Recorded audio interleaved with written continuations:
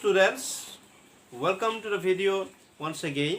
আমি last class a question of trust এই chapter to class 10 or supplementary reader এই chapter to আমি discuss কৰিছিলো আৰু মই তোমাক কৈছিলো যে আমি আজি questions বিলাক আমি অলপ discuss কৰিলো so আমি direct question লৈ আহো question number 1 আছিলে যে what are the subtle ways in which the lady manages to deceive Horace Danby into thinking she is the lady of the house.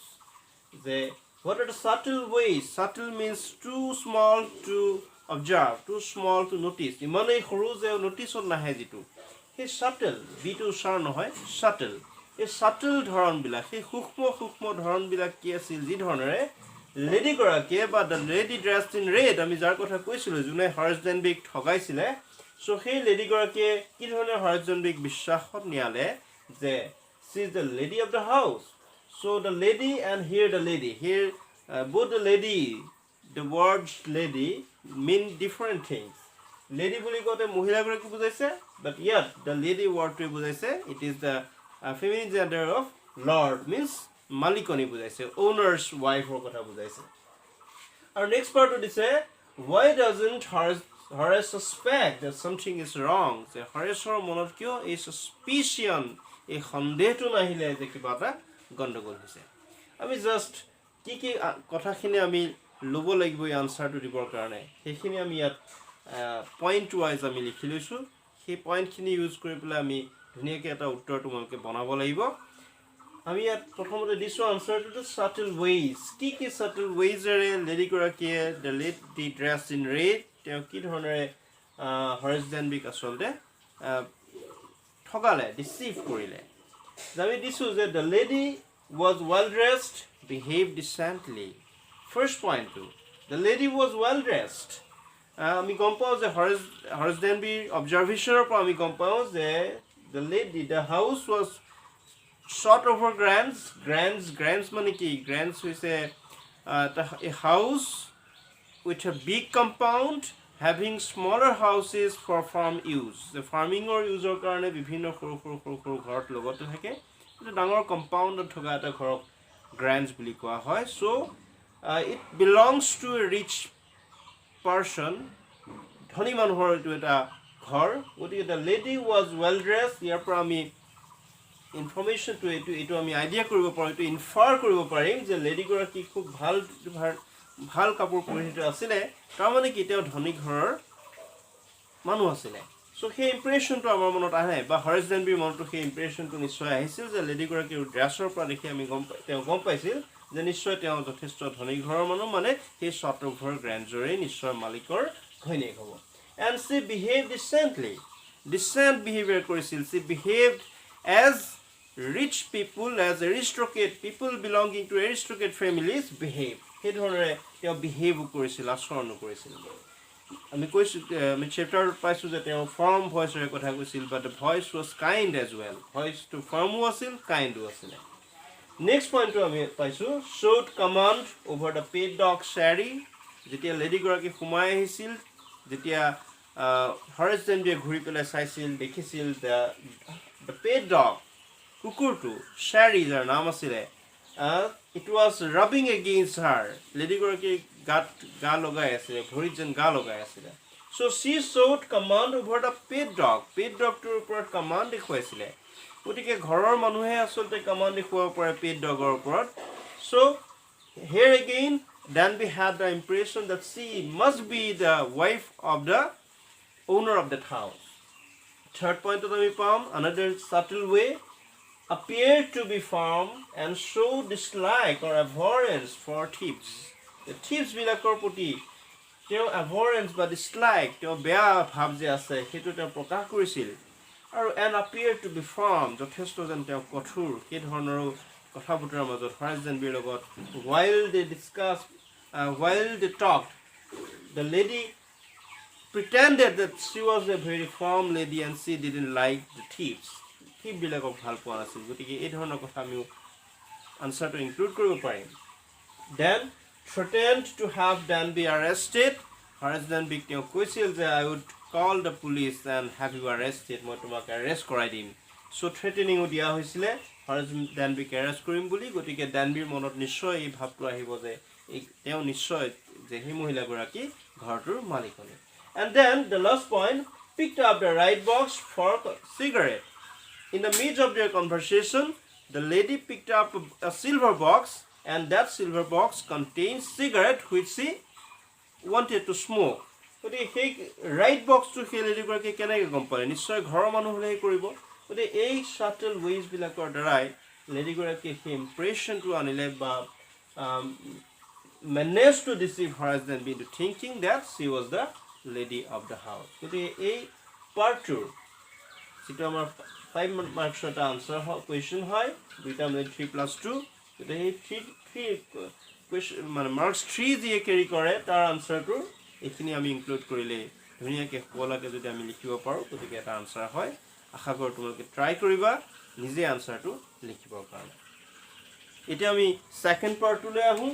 Why doesn't Horace suspect that something is wrong? Horaceৰ মনত কিয় এই সন্দেহটো নাহিলে যে কিবা না কিবা এটা গণ্ডগোল আছে? কিয় নাহিল বুলি আমি ভাবিব পাৰোঁ? আমি ইয়াত নিলিখোঁ, নিজৰ আমি ডিছকাশ্যনৰ দ্বাৰা এইটো বুজিব পাৰিম. যে Horace was terrified on seeing the lady. He thought that no one was there in the house, ঘৰটোত কোনো নাই. And when this lady suddenly appeared, it created fear in his mind, and he couldn't think clearly. সেই মুহূৰ্তটোত at that time he thought only of his own safety. He thought how to get out of the house, how to make a good impression on the lady and avoid disturbances. সেই কথাটো তেওঁ ভাবিছিল.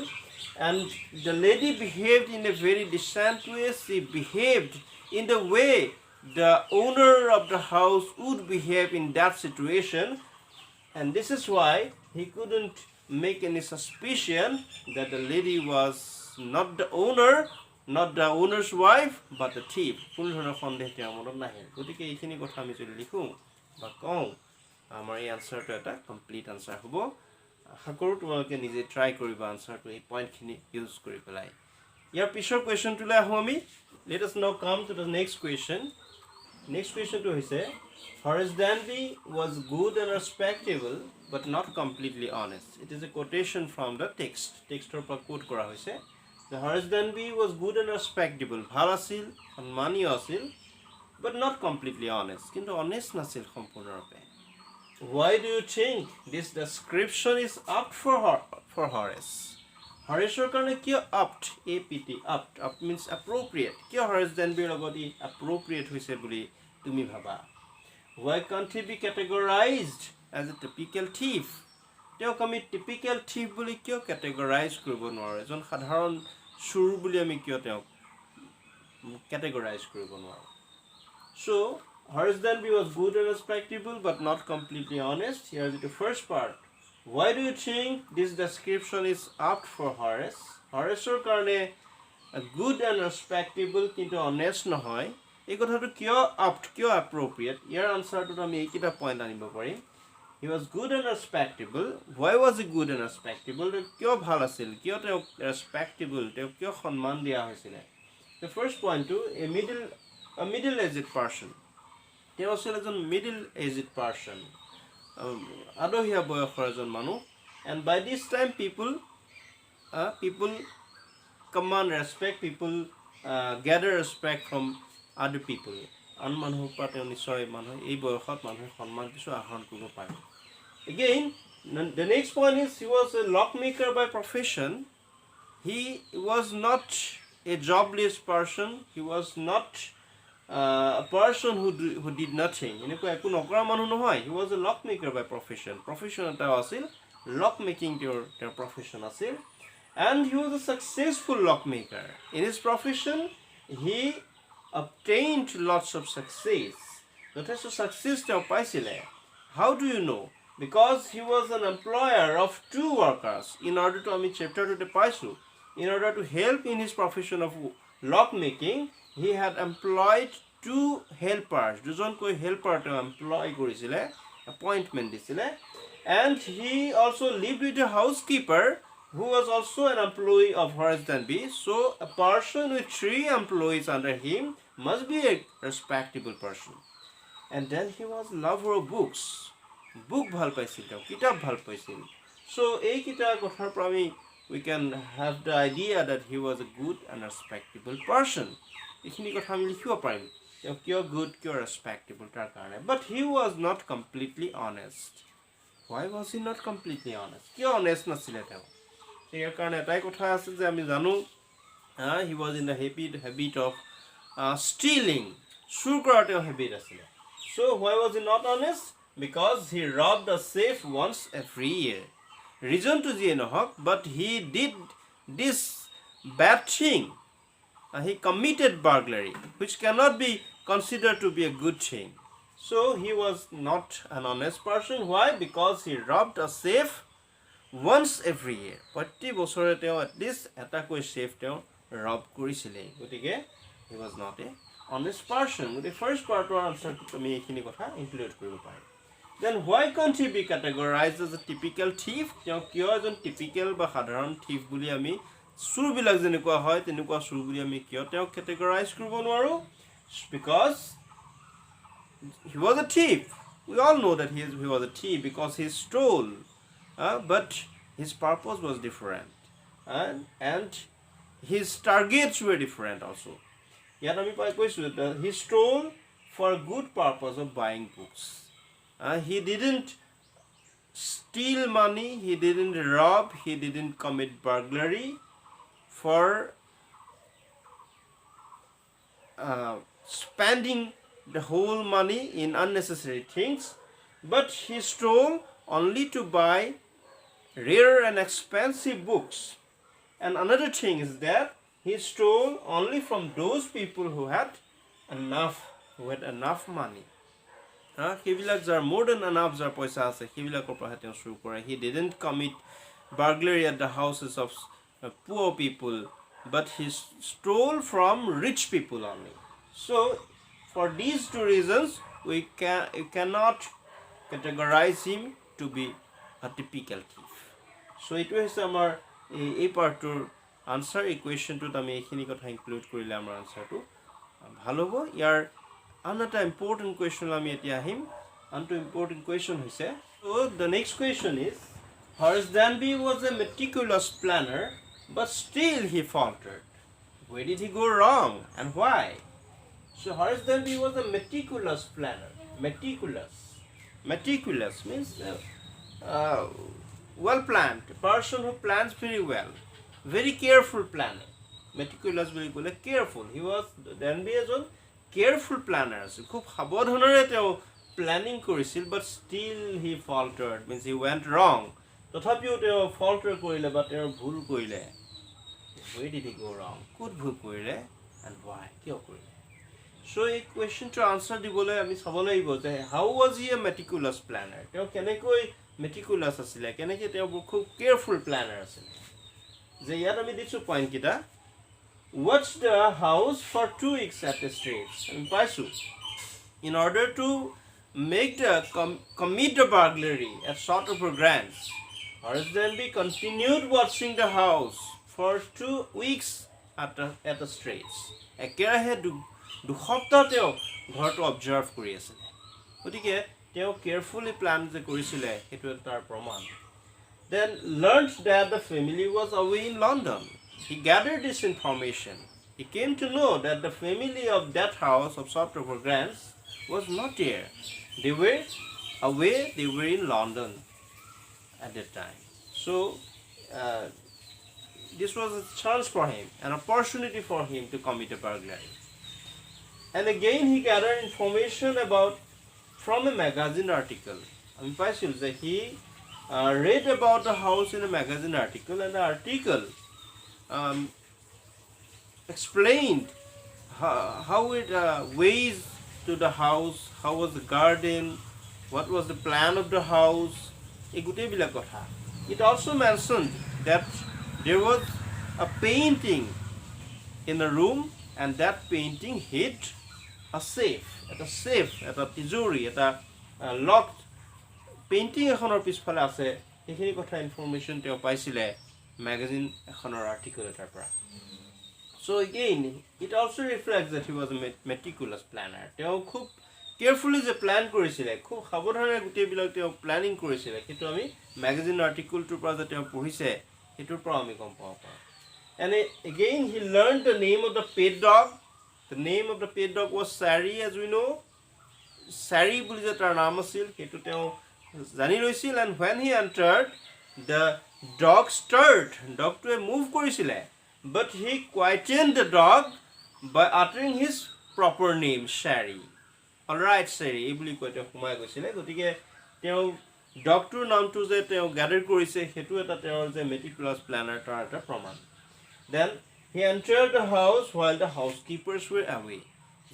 যিকেইজন servants সেই ঘৰটোৰ চাৰ্জত আছিলে তেওঁ অবজাৰ্ভ কৰি আছিল that the servants went for a movie at that time and they would not return in 3 or 4 hours. 3-4 ঘণ্টাৰ ভিতৰত তেওঁ নাহিব। সেই সময়ছোৱাত he entered the house to commit a burglary at sort of regrets. So these are proofs that Horace Danby was a meticulous planner. এই point কেইটা যদি আমি ইনক্লুড কৰোঁ আনচাৰটো ভাল হ'ব। আৰু পিছত দিছে যে where did he go wrong? তেওঁ ক'ত ভুল কৰিলে? He went wrong in thinking that the lady was the wife of the owner of that house. সেইটোৱে তেওঁৰ ভুল হৈছিলে। তেওঁৰ ভুল ক'ত হ'ল যে he considered without thinking much that this lady, the lady dressed in red, which appeared before him at the time, was the mistress of the house. He didn't think deeply. He didn't make any suspicion that she might not be the owner's wife. So this was his wrong. And why? Why did he make this wrong? কিয় তেওঁ ভুল কৰিছিলে? He faltered. Why did he falter? Because he got terrified by the sudden appearance of the lady. Lady গৰাকী হঠাৎ যেতিয়া ওলাই গ'ল, he was completely sure that no one was there in the house, but when suddenly the lady appeared, he was very much terrified. খুব ভয় খাই গৈছিল তেওঁ, আৰু সেইকাৰণে নিশ্চয় তেওঁ এইটো ভাবিবই নোৱাৰিলে that the lady might not be the mistress of that house. And he did not gather exact information about the owner and his wife. এইটো কথাও হয় যে he didn't know how the owner of the house appeared, how did they look, and he didn't know about the wife of the house because he considered the pretty young lady to be the owner's wife, but later it appeared that the owner's wife was a gray-haired 60 years old woman. এটা 60 বছৰীয়া woman বুলি পিছত গম পোৱা গৈছিলে। So he didn't make exact inquiry about the age of the owner and his wife, and here he faltered. এইখিনি আছিল তেওঁ ভুল, যাৰ কাৰণে তেওঁ ধৰিব নোৱাৰিলে যে লেডিগৰাকী আচলতে তেওঁক ঠগাইহে আছিলে, যে তেওঁৰ প্লেনটো এইকাৰণে এটা আনচাকচেছফুল হ'ল আৰু and he had to undergo imprisonment.